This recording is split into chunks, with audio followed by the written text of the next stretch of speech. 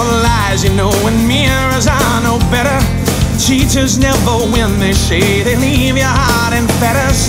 Beauty's only skin deep, they say, eye of the beholder. But angels seem to spend their time looking over their shoulder. Everybody wants to disappear,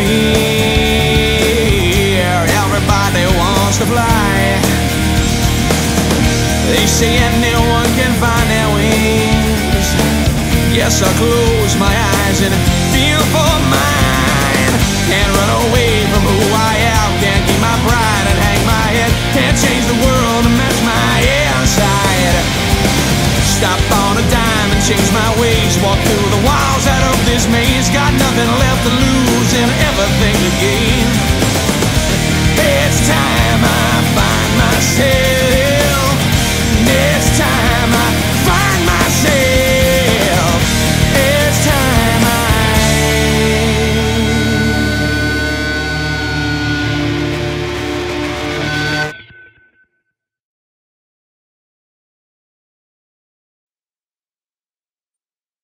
Dear Mr. Keith, I've recently, in a bout of nostalgia, completed your series from the mid to late 1990s, the Maxx. I know, that was a while ago, but I was in middle and high school then, and I suspect that I wouldn't have been able to appreciate what you were doing had I read them as they came out. Instead, I tracked down all 35 and a half issues, and, as I suspect you intended, I have a few thoughts I'd like to share. To understand the Maxx, we first have to explore and understand our old friends, Image Comics. For those who don't know, Image Comics was established in 1992 by a number of disaffected artists who were working for Marvel at the time. They were getting tired of working very hard designing iconic characters and shots, but receiving little credit or royalties for them because their creations belonged to the larger company.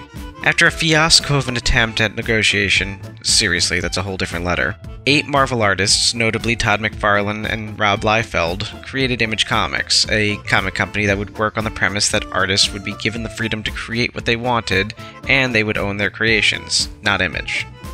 Image made a huge splash very early, especially with McFarlane's ready-to-be merchandise Spawn, Eric Larson's Savage Dragon, Liefeld's Youngblood, which would be the hub around which their attempts at book-spanning continuity would spin, and a few others. They would one day be the publishers of one of my personal favorite titles, the Gillen McKelvey work of genius that is Phonogram, and this other book that some people really liked. While I don't want to get too much into Image right now, let's just say that many of their books embraced every aspect of the ultra-violent, dark and gritty, buff, busty, pouch-covered excess that was the dark age of comics. The reason why I bring this up is that the Maxx goes a long way toward deconstructing a lot of what Image was about at the time, but we'll get to that in a moment. First, the plot.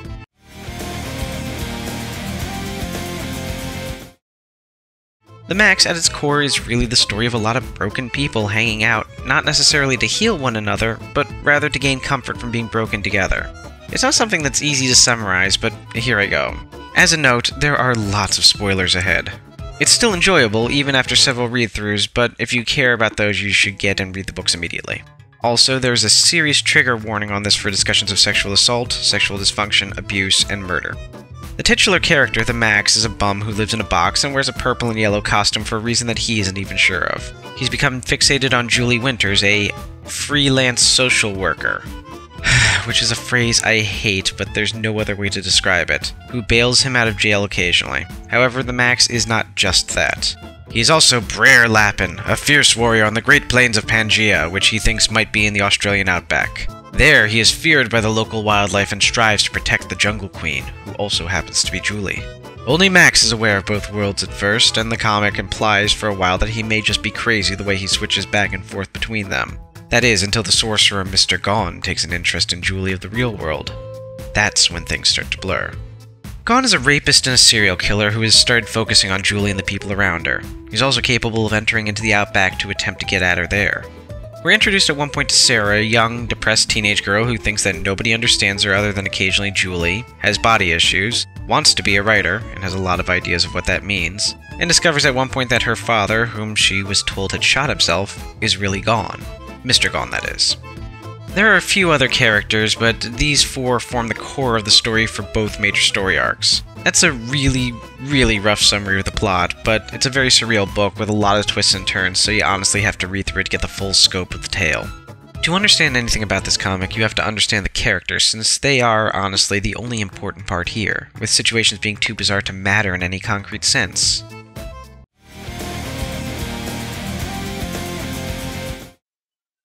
The Maxx as a character is really two separate characters based on a singular concept. The version that most people are familiar with, Julie's Maxx from the first story arc, is empowered by her rabbit spirit animal. Sarah's in the second story arc is empowered by her horse spirit animal. They come from completely different dream worlds, hereby referred to as outbacks, but they represent a very stereotypical heroic ideal. Part of what I was saying that the Maxx deconstructed Image Comics tropes was that they made an effort to draw it into this shared universe that it never really fit in, one where everybody knows who Youngblood and the Savage Dragon are. So, just because you had a big guy in a costume with claws, everybody just sort of assumes he's a superhero. That being said, he never does anything particularly super heroic other than protect his friends and occasionally a random passerby if it happens to be convenient. The mantle of superhero fits poorly on the Maxx, who spends a lot more time sleeping, watching cartoons, and trying to figure out what world he's inhabiting at the moment. I have to admit that I like the Maxx, at least Julie's Maxx. Of all the characters in the book, he's the least broken, and that manifests in an almost childlike innocence at times. Many of the best panels are ones showing him being vulnerable or trying to act in a way that is betrayed by his size. He's a genuinely nice guy that bad things keep happening to, and it's hard not to love him in our world because of it. Sarah's Maxx has a lot of the same qualities, but it's undermined a little by him being so very aware of who he is. He is the Maxx! And they play it for comic effect that he repeats that phrase over and over again. Sarah's Maxx is more of a fallen archetype than anything else, though there are some moments when you genuinely feel for him.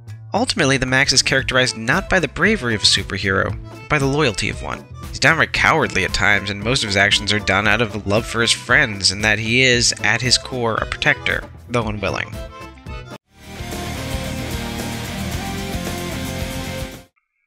Julie Winters is a hard character to like. Much of her appeal comes from the fact that her friends like her, and we like them. Julie is arguably the most powerful character in a series that makes the very concept of power levels a bit arbitrary. By virtue of being the most broken of the bunch, she's also capable of creating amazing things with her mind. Her story starts as a child, though we don't find this out until several issues in. Her father is an architect that wants to be a children's book illustrator. Her mother is a housewife, though the narrative makes it clear that this is a pose, and she is an incredibly strong woman who uses societal expectations to hide a brilliance and resilience that wouldn't have been accepted in a woman of the day. It's the portrayal of Julie's mom that gives these books their often fraught relationship with feminism, since she is both hero and villain of the piece, as we'll see later. Little Julie overhears the stories told by a close family friend Uncle Artie, who we later learn is Mr. Gone, that tells of the wondrous creatures of the Australian outback where he has recently returned from. Julie takes the stories and constructs a fantasy world where she is the jungle queen of Artie's outback. What we discover in the story is that her imagination has actually created this dimension, and Gone has been there to tell her the stories of it. You know what? Don't try to make sense of that part just yet. Just don't. Run with it. At one point in the story, Julie finds a rabbit that has been hit by a car and tries to nurse it back to health, but having no idea how to do that, instead starts to resent the noise it makes in a days-long process of dying slowly, forcing her mother to take the bunny out to the garage and put it out of its misery. Julie never forgives her mother for this. Like I said, Julie is not a very likable person. Later in college, Julie is raped and beaten by a hitchhiker she tries to help. This event alters the course of the character for the rest of the book, especially when she eventually runs into a bum with her car as she's flashing back to the incident. She pulls him into an alley, her heightened emotions open a portal to her outback that partially allows a lampshade in. When the lampshade comes back to our world, it falls on the head of the bum and expands into the costume and persona of the Maxx, a new creature from her fantasy world, empowered by the spirit of the injured rabbit from her childhood. A protector, somebody to make her feel less vulnerable. A weapon against those who would try to assault the Jungle Queen. That all being said, the ever-practical Julie doesn't accept any of this in reality. This is where feminism becomes an issue in the series. You see, feminism isn't a monolith. Like any other school of thought, there are a number of approaches and interpretations. Julie is very explicitly a reader of Camille Paglia. Paglia is part of a school of feminism known as dissident feminism, which argues that since many of the official legal barriers to women's equality no longer exist, then feminism has done its job and anyone who's the victim of sexism has made themselves so. She's argued that rape is primarily about sexual gratification rather than power, therefore women who are raped must have invited it in some way.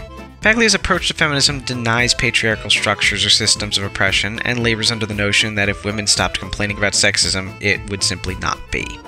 While these notions are ridiculous and about as feminist as screed by Paul Elam, it does make sense that Julie would cling to those tenets. Julie's reaction to being raped in this case was to blame herself and therefore start to punish herself. She agrees with Paglia that how a woman dresses can invite rape, then dresses in highly revealing clothing. At one point in the story, she leaves town to try and set Maxx free from his obligation to protect her, then goes on a several-month spree of crime and sex that brings her back home, only pregnant. Paglia gives Julie just the ammunition she needs to punish herself because she feels she brought on her own rape. Further, the idea that she can control what happens to her, that she needs only monitor her own actions, a small task, instead of having to fight millennia of entrenched societal behaviors and social systems like patriarchy in order to feel safe, is probably a bit more attractive a proposition. Think about it. If you felt vulnerable and alone and somebody told you that you could either change the world so that maybe people in the future would feel safe, or you could change your clothes and you personally would feel safe right now, which would you choose? Other than being guided by this and having the occasional discussion with Maxx in which he takes a bit more liberal feminist position, which makes sense since his nature is literally to side with and protect victims, the subject doesn't come up blatantly that often, but feminism runs throughout the series and Julie is an example of how messy it can be. As time goes on, Julie eventually learns to accept the Outback, touch it occasionally, and even realizes that she created and controls it, at least her Outback of Pangea. She never really learns that there are certain things she cannot control on her own, and she continues to make poor decisions until the end of the series. That being said, she is strong and confident in many ways. She's not a bad person, but she has a hard time reaching out for help because she thinks she deserves everything that happens to her.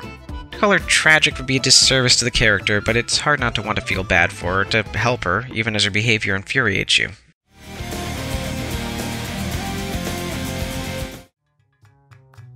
Sarah's introduced fairly early in the series and at first seems like a typical teenager from the 90s. No longer was the typical teenager, of course, some dance-attending, pep-rallying, school spirit-having, after-school hangout-going creature.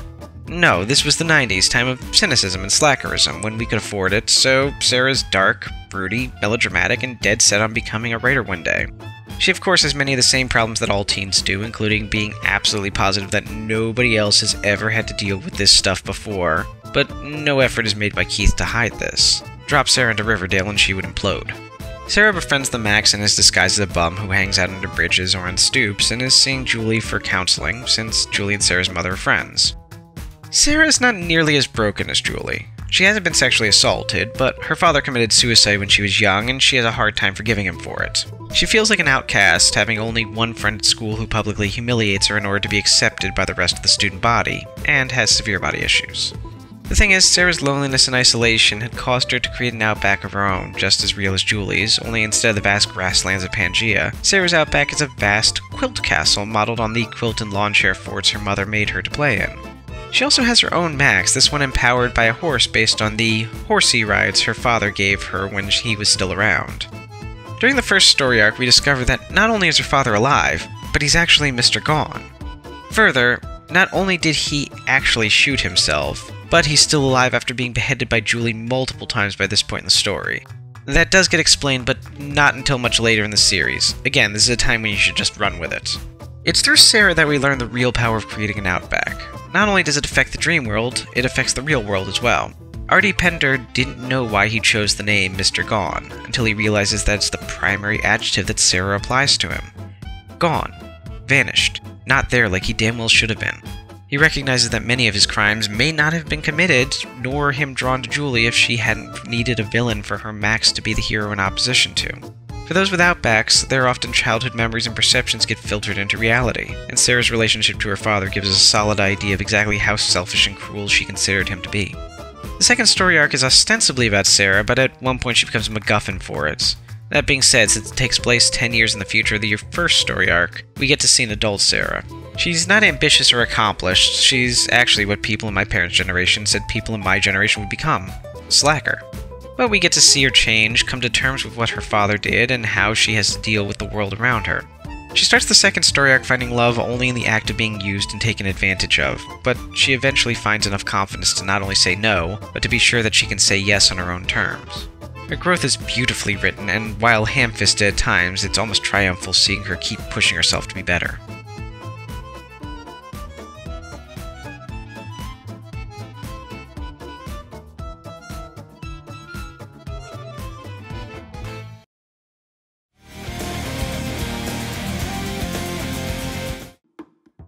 Gone is a very difficult character to write about. On one hand, he's the villain, but his villainy is so remarkably obvious and in your face at times that it's hard to take him seriously. And then you feel bad for not taking a rapist and serial killer seriously, but it's almost impossible to do when he's so over the top. and that's rather the point. Artemis Pender is as broken and victimized as everybody else in the comic. The only differences are that he has had a lot more time to run a wider gamut of emotions and behaviors, and that his behavior is being influenced by Julie and Sarah casting him as the villain in their outbacks. In many ways, he's being abused by them as well. We don't actually learn Gaun's backstory until issue 26 out of 35, and it's a doozy. Artemis Pender lost his parents when he was young and was sent to live with his Aunt Ruth. Early in the issue, you start to see very classic behaviors of abuse victims as Gaun reiterates how he loved his aunt, followed immediately about descriptions of his punishments and self-incrimination. We learn that he was emotionally abused by his aunt and physically and sexually abused by his first babysitter, accusations that Aunt Ruth didn't take seriously and tried to gaslight him out of. This is where he traces his very literal misogyny to, as he seems to have a genuine hatred of all women, stemming from his hatred of his Aunt Ruth. As Gaun grew up, he eventually married a woman who would also abuse him. She was a drug addict, and he couldn't bring himself to leave until after she'd sold their son's eyes while he was away from home on business. When I read this, I couldn't help but connect it to Gaun's affinity for the eyeless Iz from Julie's Outback. This is the last straw, and Gaun eventually moves on to another wife, only this time he's the abuser, taking out his frustrations from a lifetime of humiliation and pain on an otherwise innocent woman. Throughout these two marriages, we also find out that he has a severe sexual dysfunction that at first manifested as being unable to have sex without vomiting unless he was wearing a pink parka and a bag over his head. With his second wife, he was able to transfer that fetish to watching her do the same. While it seems like a strange fetish to have, it speaks more to Gaun's obsession with control and humiliation being an indication of the controlling party. It's not that different from the dynamic in the movie Sleuth, which, if you haven't seen, see immediately. Both versions. After his second wife nearly beat him to death with a baseball bat and subsequently left him, Gaun traveled to Australia where he learned how to enter the Dreamtime from a group of Aborigines who may or may not have actually existed at all. Now a master of this and a sorcerer, he returned to the States, spent some time with Julie's family who were old friends of his. This is where Julie first learned of the creatures that populated her fantasy world. This was also when he found 24 storage units that he could use to access random outbacks, including Julie's. Finally, he met his third wife, Sarah's mother Tilly. At first, things were great. His time in Australia had helped him work out a lot of his issues, and he felt he could love and be loved without somebody having to be in charge. That being said, he couldn't fully heal his own scars, and while they eventually had Sarah together, nightmares and fears still haunted him. When he told Tilly a repeated nightmare that he would abuse Sarah the way he was abused, she shut down and started treating him with fear, eventually deciding it would be best for their daughter if he left and she thought he was dead. At this point, Gaun goes crazy. His early acts of abuse against women mostly involved forcing them to wear the parka and bag and stand in a corner, forcing his humiliating fetish on others to try and regain a sense of control over his life, though that quickly escalates. He also tries to shoot himself, but prolonged exposure to the outback made it almost impossible to take life from his head. He instead immerses himself further in the outbacks from his storage units, taking particular interest in the ones he's able to identify as Julie's and Sarah's. Again, I can't help but make a connection here. When Gaun discusses the other 24 outbacks he has access to, he mentions that most were boring. The only ones that hold any interest to him, other than because he knows them, are the broken people. This mirrors the introduction of Sarah way back in issue 4 when she insists that in order to be a writer, one must have experience, and every painful and terrible thing that happens to her spins into something that will make her writing better one day. Ironically, that pain did create a vast and complex imaginary world that would draw her father's attention. Finally, after the events of the first story arc, Gaun starts to attend meetings, gets together with a woman named Gaynor who doesn't expect anything from him, doesn't try to fix or heal him, just sort of accepts that he's a desperately broken man who wants somebody there so that he doesn't have to be alone. Ultimately, Gaun ends up helping to save everybody except for himself. We're never given a clear answer on whether we as readers are supposed to forgive him for his actions or not, but I feel that was on purpose. He's a victim who chose to victimize others. That doesn't excuse his actions, far from it, but the general attitude of siding with victims that the Maxx takes also cues us that we need to give him some sympathy. You know what? This is getting to be a very long letter. I think I'm going to sign off now and let you know my other thoughts next time. Thank you for your time, Mr. Keith, and your stories. Sequentially yours, Karu.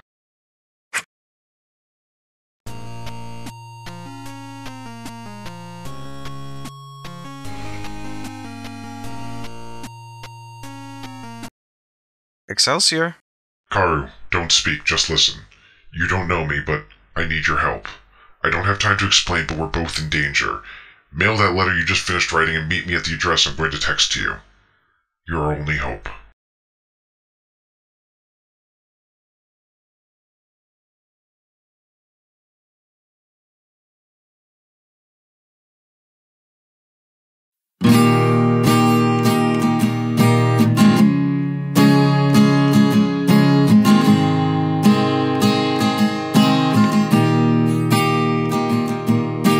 As long as I can remember, I haven't looked for you.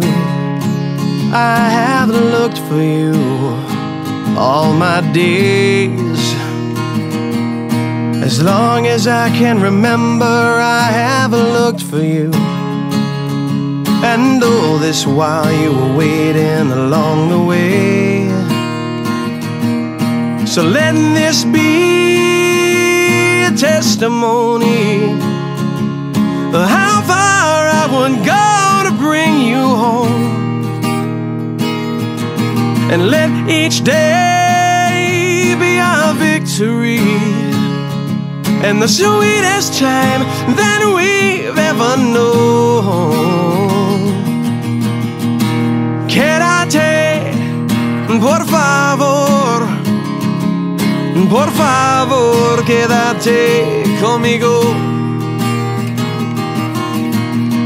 Останься, пожалуйста, пожалуйста, останься со мной.